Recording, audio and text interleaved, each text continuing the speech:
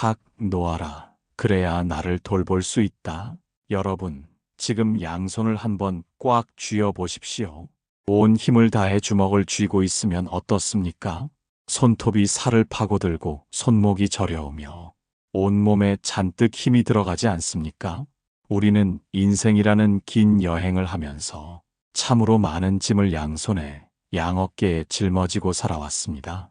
자식 걱정이라는 짐, 돈 걱정이라는 짐, 지나간 과거에 대한 후회의 짐, 그리고 남의 시선이라는 짐까지. 누가 시킨 것도 아닌데 내가 아니면 안 돼. 내가 참고 견뎌야지 하며 그 무거운 바위덩이들을 끌어안고 평생을 헐떡이며 산을 올랐습니다. 이제는 숨이 턱 끝까지 차오르고 다리가 후들거려 더 이상 한 발자국도 떼기 힘든데도 여전히 그 짐을 내려놓지 못하고 있습니다. 혹여나 내려놓으면 큰일이 날까봐 벌벌 떨며 움켜쥐고 있습니다. 하지만 부처님께서는 말씀하셨습니다. 무거운 짐을 지고 가는 자에게 평안은 없다. 탁 하고 놓아버려라. 그래야 내가 산다. 오늘 이 시간은 여러분이 평생 쥐고 있던 그 뜨겁고 무거운 짐들을 조심스럽게 내려놓는 시간이 아닙니다. 아주 과감하게 미련 없이 탁 하고 떨어뜨리는 시간입니다. 그래야 비로소 빈손이 된 그 손으로 고생한 내 얼굴을 어루만지고 지친 내 다리를 주물러 줄 수 있기 때문입니다. 이제 부처님과 제자의 대화를 통해 어떻게 하면 이 지독한 집착의 고리를 끊고 나를 돌보는 가벼운 삶을 살 수 있는지 그 지혜의 길을 함께 걸어보겠습니다. 제1장, 이것은 책임감이 아니라 병이다. 제자는 마치 천근만근의 짐을 지고 온 사람처럼 무거운 발걸음으로 부처님 앞에 털썩 주저앉았습니다. 그의 얼굴은 흑빛이었고 거친 손은 덜덜 떨리고 있었습니다. 세존이시여, 저는 평생 뼈가 으스러지도록 일하며 가족을 먹여 살렸습니다. 자식들이 장성해서도 자리를 잡지 못해 제가 뒷바라지를 하고 있고 집안의 대소사며 친척들의 문제까지 제 손이 닿지 않으면 돌아가는 것이 하나도 없습니다. 제가 잠시라도 한눈을 팔거나 쉬려고 하면 당장이라도 집안이 무너질 것 같아 불안해서 견딜 수가 없습니다. 밤잠을 줄이고 입을 것을 아껴가며 희생했는데 정작 제 몸은 여기저기 고장이 나고 가슴은 돌덩이를 얹은 듯 답답하여 숨을 쉴 수가 없습니다. 이제는 정말 모든 것을 놓고 쉬고 싶은데 제가 손을 놓으면 우리 식구들은 어찌 됩니까? 가장으로서, 부모로서 죽는 날까지 이 짐을 지고 가야 하는 것이 제 운명입니까? 너무나 고단하고 힘이 듭니다. 제자는 억울함과 의무감 사이에서 울먹였습니다. 부처님은 안쓰러운 눈빛으로 제자를 바라보시며 나직하지만 단호한 목소리로 말씀하셨습니다. 여보게, 그대는 지금 그 무거운 짐을 지고 가는 것을 사랑이자 가장의 책임감이라 믿고 있구려. 하지만 내 눈에는 그것이 책임감이 아니라 지독한 병으로 보인다네. 자신을 태워 없애는 것을 희생이라 착각하지 말게. 초가 다 타버리면 불빛도 사라지는 법. 그대가 병들어 쓰러지면 그대가 그토록 지키려 했던 가족들은 어찌 되겠는가. 그때는 그대가 가족의 울타리가 아니라 가족들이 짊어져야 할 가장 무거운 짐이 되지 않겠는가. 그대는 내가 없으면 안 된다고 생각하지만 그것은 그대의 오만이자 착각이라네. 그대가 없어도 해는 뜨고 계절은 바뀌며 남은 사람들은 어떻게든 자신의 길을 찾아 살아간다네. 빈 수레가 요란하다고 했지. 그대가 모든 것을 다 해주려 하니 주변 사람들이 스스로 할 힘을 잃고 그대에게만 매달리는 것 아니겠는가. 그대가 짊어진 그 짐의 절반은 그대의 것이 아니라 남의 몫이라네. 자식의 몫은 자식에게 돌려주고 배우자의 몫은 배우자에게 돌려주게. 그들이 넘어질까봐 무서워 대신 걸어주는 것은 사랑이 아니라 그들의 다리를 꺾는 일이라네. 이제 그만 그 무거운 멍에를 내려놓게. 그대가 건강하고 마음이 편안해야 비로소 가족들에게도 맑은 기운을 나눠줄 수 있지 않겠는가. 나를 돌보지 않는 희생은 결국 원망으로 끝나게 되어 있다네. 내가 너희를 위해 어떻게 살았는데? 하고 소리치며 말년에 억울해하고 싶지 않다면 지금 당장 멈추게나. 이것은 무책임한 것이 아니라 무너져가는 기둥을 다시 세우는 가장 지혜로운 결단임을 명심하게. 제2장 자식은 손님이다. 제발 보내주어라. 제자는 부처님의 말씀을 듣고 깊은 한숨을 내쉬었습니다. 가장의 짐은 내려놓겠다 다짐했지만 자식에 대한 걱정만큼은 도저히 끊어낼 수가 없었기 때문입니다. 세존이시여, 제 몸 하나 돌보는 것이 중요하다는 것은 알겠습니다. 허나 뱃속에서부터 제 피와 살을 나눠 기른 자식은 다릅니다. 나이가 30이 넘고 40이 넘어도 제 눈에는 여전히 물가에 내놓은 어린아이 같습니다. 밥은 잘 먹고 다니는지, 직장에서는 안 쫓겨나는지, 결혼은 할 수 있을지, 자식 생각만 하면 가슴이 조마조마하여 잠이 오질 않습니다. 제가 잔소리를 안 하면 그 아이가 잘못될 것만 같고, 제가 챙겨주지 않으면 영영 낙오자가 될 것만 같습니다. 자식이 아프면 제가 대신 아프고 싶고, 자식이 힘들면 제 억장이 무너집니다. 이 끈질긴 탯줄을 도대체 어떻게 끊어야 합니까? 부처님은 근심 가득한 제자의 눈을 바라보며 조용히 물으셨습니다. 여보게, 그대는 자식을 그대의 소유물이라 생각하는가? 아니면 귀한 손님이라 생각하는가? 자식은 그대의 몸을 빌려 이 세상에 나왔을 뿐 그대의 소유물이 아니라네. 그들은 저마다 자기만의 인생이라는 숙제를 안고 태어난 독립된 영혼들이라네. 그대는 지금 사랑이라는 이름으로 자식의 인생을 대신 살아주려 하고 있네.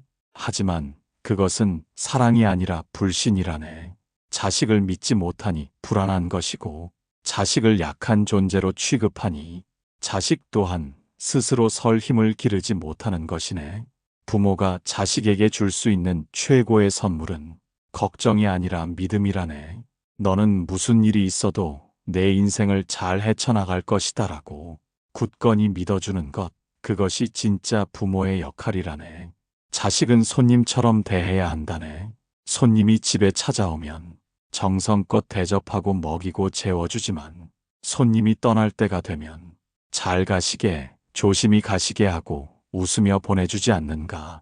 손님이 떠나려는데 가지 말라고 바짓가랑이를 잡고 문 밖까지 따라 나가 간섭을 한다면 그것은 손님을 감옥에 가두는 것과 무엇이 다른가. 활시 위를 떠난 화살은 더 이상 궁수의 것이 아니라네. 바람을 타고 날아가든 관역을 빗나가든 그것은 화살의 운명이고 화살의 몫이라네. 이제 그만 마음의 탯줄을 끊어주시게. 그대가 꽉 쥐고 있으면 자식도 숨이 막혀 날아오를 수가 없다네. 그대를 위해서가 아니라 자식을 위해서라도 이제는 탁하고 놓아주게나.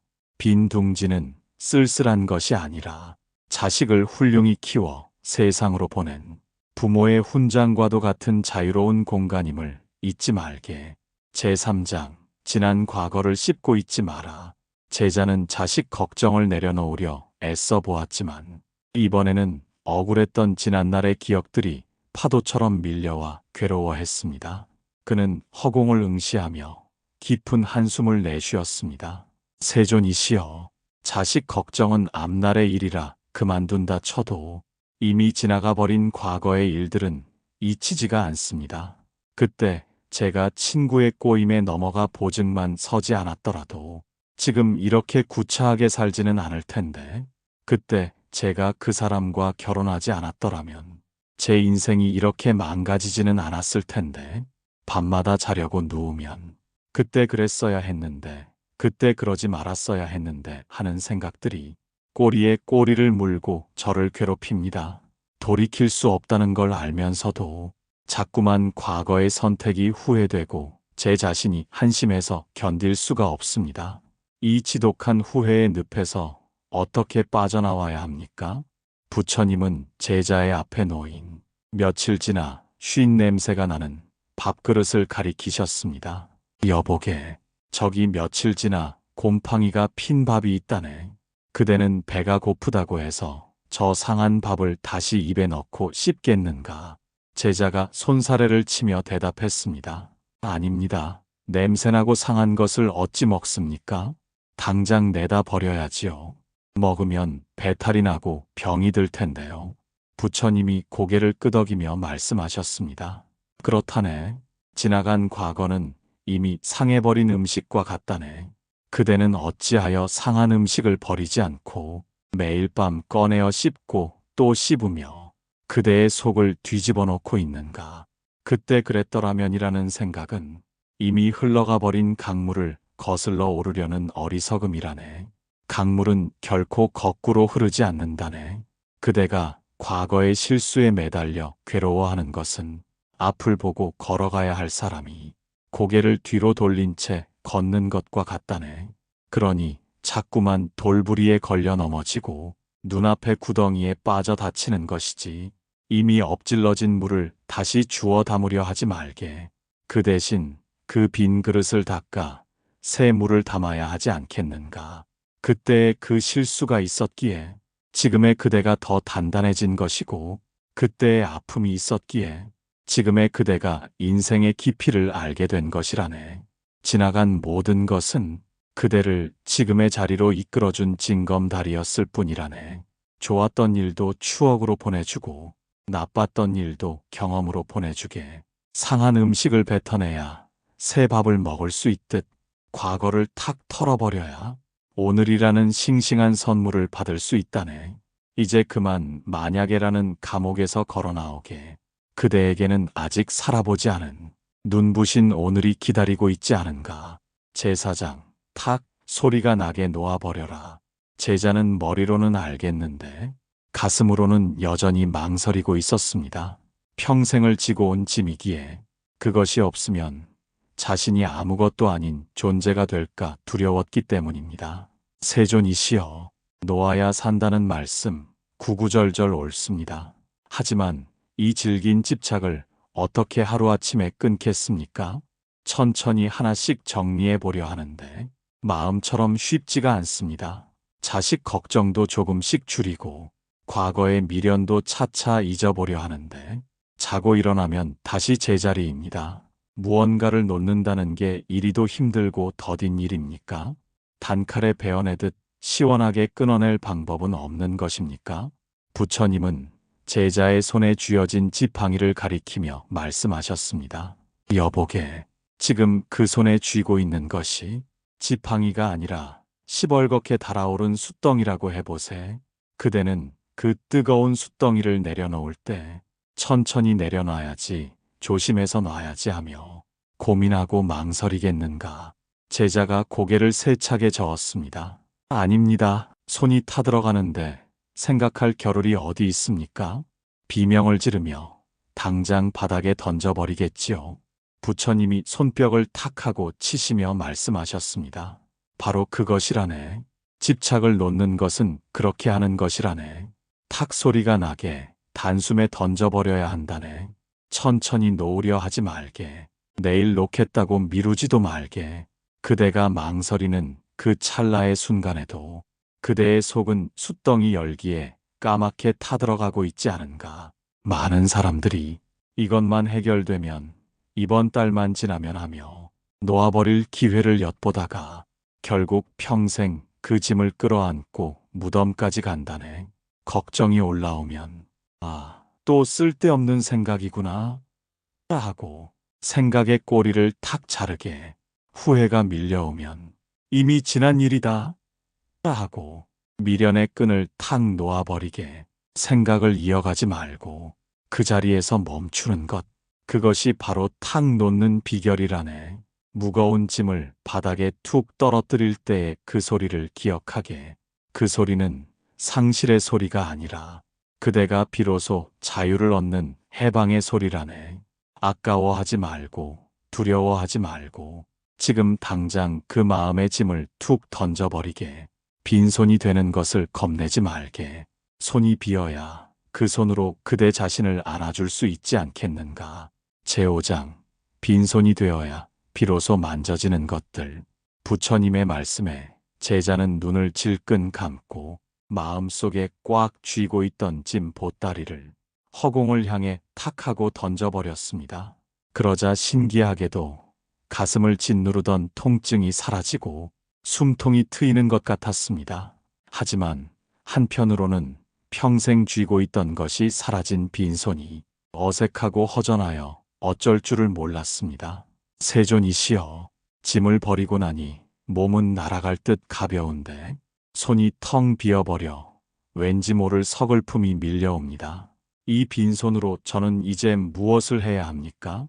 평생 누군가를 챙기고 바치는 일만 해왔기에 빈손이 된 제가 마치 쓸모없는 사람이 된 것만 같습니다. 부처님은 제자의 거칠고 주름진 두 손을 따뜻하게 감싸 쥐며 말씀하셨습니다. 여보게, 그대의 손을 가만히 들여다보게나. 무엇이 보이는가? 이 굵은 마디와 딱딱한 굳은 살, 그리고 검버섯들. 이것은 그대가 평생 가족을 위해, 세상을 위해 얼마나 치열하게 살아왔는지를 보여주는 훈장이라네. 하지만 정작 이 손이 그대 자신을 위해 쓰인 적은 얼마나 되는가. 자식 입에 밥 넣어주느라 바빴지. 그대 입에 맛난 것 넣어준 적이 있었는가. 남의 눈물 닦아주느라 바빴지. 그대의 눈물은 누가 닦아주었는가. 그동안 그대의 두 손은 짐을 드느라 너무 바빠서 정작 가장 돌봄이 필요한 그대 자신을 만져주지 못했다네. 이제 그 빈손으로 그대의 아픈 무릎을 천천히 문질러 주게나. 비 오면 쑤시는 그 허리를 토닥여 주게나. 그리고 고생 많았다고, 정말 수고했다고 그대 자신의 어깨를 꼭 안아주게나. 빈손이 되어야 비로소 나를 만질 수 있다네. 짐을 들고서는 나를 안아줄 수가 없지 않은가. 이제는 그 손을 남을 위해 쓰지 말고 오롯이 그대를 위해 쓰게나. 맛있는 음식이 있으면 그대가 먼저 집어먹고 좋은 옷이 있으면 그대 몸에 먼저 입혀주게. 그대는 남을 챙겨주는 하인이 아니라 이 세상에서 가장 귀한 대접을 받아야 할 주인이네. 지금껏 방치해 두었던 그대 자신과 화해하게. 그리고 이제라도 따뜻하게 손잡아 주게나. 미안하다. 내가 나를 너무 몰라라 했다. 이제는 내가 너를 아껴주마. 그렇게 말일세. 제6장 남의 눈치 보지 말고 내 눈치를 봐라. 제자는 짐을 내려놓고 자신을 돌보기로 마음먹었지만 여전히 문 밖의 세상이 두려웠습니다. 평생 남을 배려하고 눈치 보며 살아온 습관이 하루아침에 고쳐지지는 않았기 때문입니다. 세존이시여, 저를 위해 살겠다고 다짐했지만 막상 거절을 하거나 제멋대로 하려니 남들이 저를 보고 욕을 할까봐 겁이 납니다. 저 늙은이가 노망이 났나, 갑자기 왜 저러나 하고 수군대거나 이기적이다, 변했다 하며 손가락질을 하면 어쩝니까? 저는 평생 남들에게 좋은 사람이라는 소리를 듣고 살았는데 이제 와서 그 평판을 잃는 것이 두렵습니다. 남의 시선에서 자유로워지는 것이 이토록 어려운 일입니까? 부처님은 빙그레 웃으시며 말씀하셨습니다.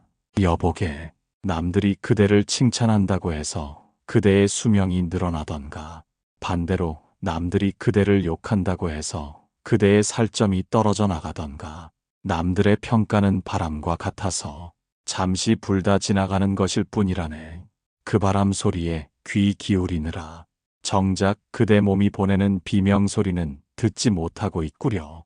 그대가 남의 기분을 맞춰주느라 속이 문드러질 때 그들은 그대의 속이 썩어가는 줄도 모르고 웃고 떠들지 않는가.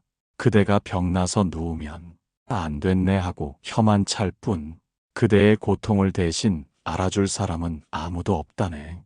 착한 사람 콤플렉스는 병이라네.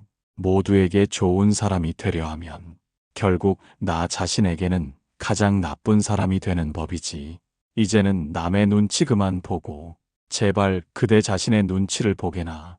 오늘 내 컨디션이 어떤지, 지금 내 기분이 좋은지 나쁜지, 내 마음이 편안한지 불편한지, 세상에서 가장 세심하게 살피고 눈치 봐야 할 상전은 바로 그대 자신이라네. 싫으면 싫다고 말하게, 힘들면 못하겠다고 거절하게, 체면 칠해하느라 억지로 웃지 말고 그대의 감정에 솔직해지게나. 남들이 변했다고 욕하거든. 그래, 나 이제 살려고 변했다 하고 속으로 외쳐버리게. 그대가 당당하게 그대 자신을 챙길 때 남들도 비로소 그대를 어려워하고 함부로 대하지 못하는 법이라네. 인생의 해가 저물어 가는데 언제까지 남의 연극 무대에 조연으로 서 있으려 하는가. 이제는 그대 인생의 주인공이 되어 그대가 하고 싶은 대로 마음 가는 대로 살아도 아무 탈 없다네. 제7장 가볍게 더 가볍게 깃털처럼 살다 가라. 제자의 얼굴은 처음에 왔을 때와는 딴판으로 변해 있었습니다. 근심으로 자글자글했던 미간의 주름이 펴지고 탁했던 눈동자는 맑은 호수처럼 빛나고 있었습니다. 그는 자리에서 일어나 가볍게 몸을 털며 말했습니다. 세존이시여, 평생 저를 짓누르던 바위가 사실은 제 마음이 만들어낸 허상이었음을 이제야 깨닫습니다. 제가 쥐고 있던 손을 펴니 세상이 이토록 넓고 자유로운 것을 미처 몰랐습니다. 이제 산을 내려가면 누구의 아비, 누구의 남편이라는 이름표를 떼고 그저 나라는 사람으로 남은 생을 살아가겠습니다. 바람 부는 대로, 구름 가는 대로 가볍게 흐르며 살겠습니다. 부처님은 환하게 웃으시며 떠나는 제자의 등 뒤로 축복의 말을 내려주셨습니다. 여보게, 잘 생각했네. 인생은 소풍과 같은 것이라네. 소풍을 온 사람이 무거운 짐 가방을 메고 땀만 흘리다 간다면 얼마나 억울하고 어리석은 일인가. 이제 그대는 그 무거운 가방을 벗어던졌으니 비로소 길가에 핀 꽃이 보일 것이고 시원한 바람의 감촉이 느껴질 것이네. 남은 날들은 더 많이 채우려 하지 말고 더 많이 비워내게나 가볍게 더 가볍게 살아야 하네. 그래야 떠나는 날에도 미련 없이 홀가분하게 날아오를 수 있다네. 새가 하늘을 자유롭게 나는 이유는 가진 것이 깃털뿐이기 때문이라네. 새가 황금을 물고 있다면 결코 날아오를 수 없지. 그대의 남은 인생이 저 하늘을 나는 새처럼 자유롭기를 바라네. 하고 싶은 것이 있으면 미루지 말고 지금 하고, 가고 싶은 곳이 있으면 지금 떠나게. 자식들 눈치 보지 말고, 돈 아까워 벌벌 떨지 말고, 그대를 위해 가장 좋은 것을 먹고 가장 좋은 곳에 머물게. 그대는 그럴 자격이 충분하다네. 고생한 그대여. 이제는 의무의 감옥에서 걸어나와 자유의 들판에서 춤추듯 살다 가시게.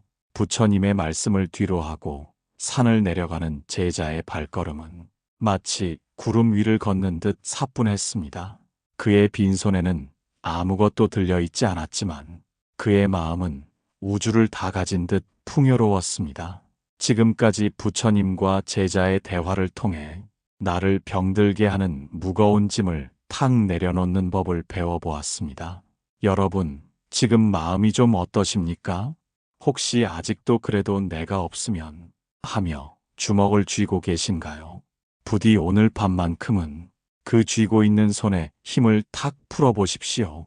여러분이 손을 놓아도 세상은 무너지지 않습니다. 오히려 여러분이 건강하고 행복해야 가족들도 편안하고 세상도 밝아집니다. 자식은 제 갈 길 가라고 웃으며 보내주시고 지난 과거는 강물에 흘려보내십시오. 그리고 그 빈손으로 고생한 당신의 가슴을 쓸어내리며 이렇게 말해주세요. 정말 애썼다. 이제는 좀 편하게 살아도 된다. 당신의 남은 날들이 무거운 짐 대신 향기로운 꽃들로 가득 채워지기를 진심으로 기원합니다. 오늘 밤은 모든 짐 내려놓고 깃털처럼 가볍고 편안하게 주무십시오. 감사합니다. 평온하십시오.